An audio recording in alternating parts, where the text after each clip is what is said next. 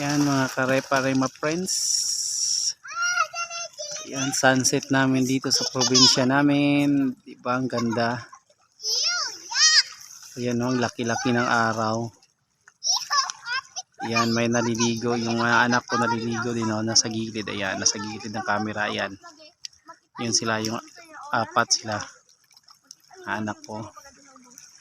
Then, ayan yung sunset. Ganda tignan. Ayan.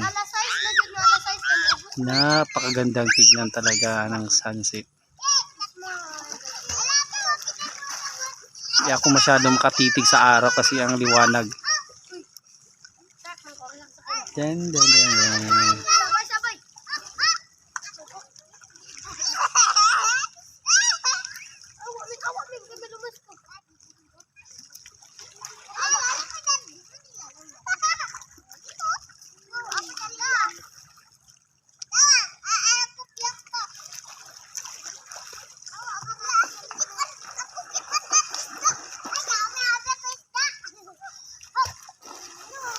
Yan, yan. Yung langit, ayan guys, ayan mga repar friends oh. Langit namin dito, ayan oh, ang maaliwalas, walang kaitim-itim na ulap. Talagang blue sky. Ayan. Ayun, yung mainland ng Mindanao, ayun. Yan mga kare-parema friends, yun doon yung may clouds na puting clouds.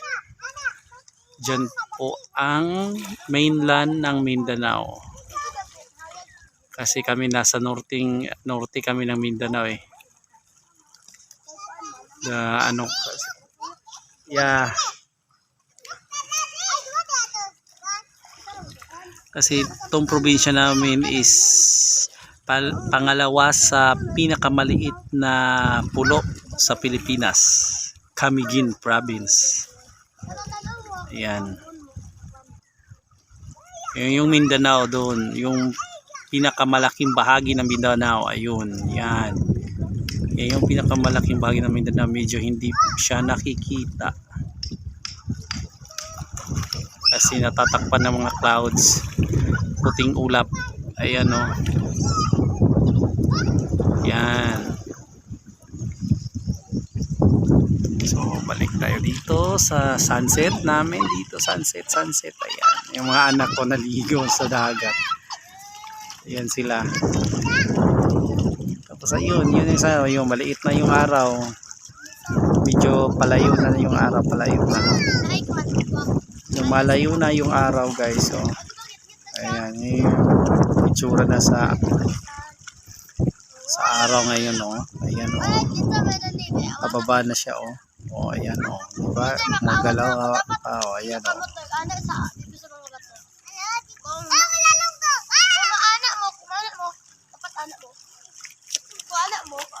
Lumalayo na siya oh.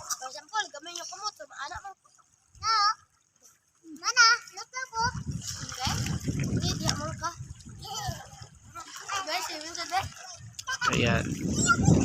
Thank you sa panonood. Thank you sa panonood.